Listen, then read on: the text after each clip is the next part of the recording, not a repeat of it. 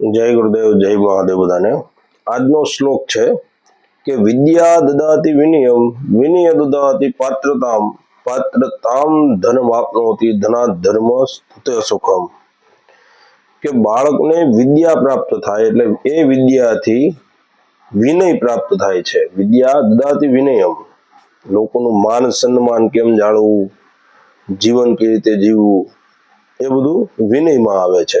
વિદ્યા દદાતિ વિનયમ, વિનય દદાતિ પાત્રતામ, એ વિનયથી એ બાળકને સારી પાત્રતા મળે છે, સારી કેળવણી મળે છે।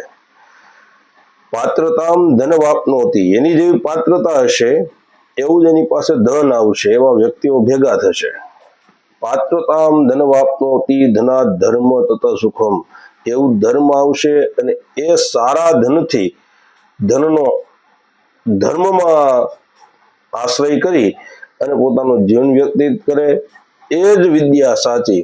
વિદ્યા ઘણી બધી પ્રકારની હોય છે, પણ આ શ્લોકની અંદર કીધું કે વિદ્યાથી વિનય આવે, વિનયથી પાત્રતા આવે, પાત્રતાથી ધન આવે, ધનથી ધર્મ આવે, અને ધર્મની અંદર રહી માણસ જીવે તો એનું જીવન સફળ થાય છે। એટલે વિદ્યા દદાતિ વિનયમ, વિનય દદાતિ પાત્રતામ, પાત્રતામ ધન વાપનોતિ, ધનાત ધર્મ તત સુખમ।